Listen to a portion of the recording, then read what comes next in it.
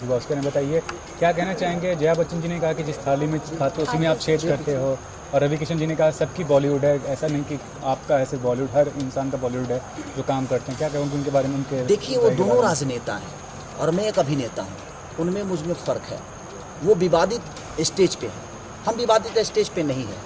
हम कोरोना काल में लोगों की बातें करें, लोगों की मजबूरी की बातें करें, लोगों की प्रॉब्लम की बातें करें कि अब हम उन दोनों नेताओं के बीच में उलझ जाएं। बट जया जी ने जो भी बोला, वो सीनियर है, हमारी मदर हैं। वो उनके मन में क्या है बॉलीवुड के प्रति या भोजपुरी के प्रति, बट भाषा कोई बुरा नहीं होता मेरे हिसाब से।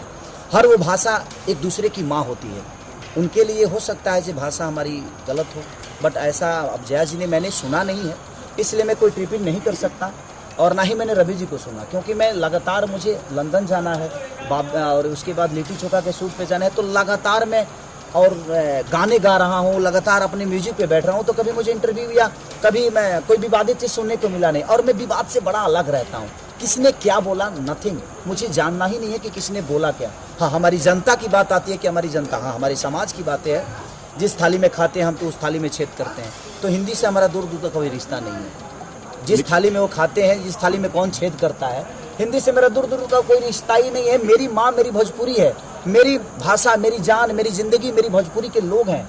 तो मैं अभी जहाँ काम कर रहा हूँ वहाँ तो मैं बड़ा कुशल हूँ। अगर जया, उस मदर को क्या लगता है भोजपुरी के बारे में, ये तो मैं कल्पना नहीं कर सकता। उनके विचारधारा है एक भोजपुरी के प्रति, वो हमारे लिए बुरा भी सोचेंगी तो हमारी मदर की तरह है, हमारी माता की तरह है। उनका सम्मान है और शायद उनका जितना अनुभव है, हमारी उम्र भी नहीं हुई, तो मैं कोई टिप्पणी करना नहीं चाहूँगा उनके लिए। नहीं सर, सवाल इसलिए उठ रहा है कि वो भोजपुरी इंडस्ट्री से आते हैं, इसलिए उनको टारगेट किया जा रहा है, रवि किशन जी को। आप एक फर्टिनिटी है भोजपुरी के, आप क्या उनके सपोर्ट में? हमारे आदर्श हैं, हमारे पिता की तरह हैं। रवि भैया के शब्दों में जो चीज़ें होती है, हम उनसे हमेशा कुछ ना कुछ सीखते हैं और वो जवाब दे सकते हैं, इसलिए क्योंकि उनका स्टेज है, क्योंकि वो भी राजनेता हैं, वो भी राजनेता हैं।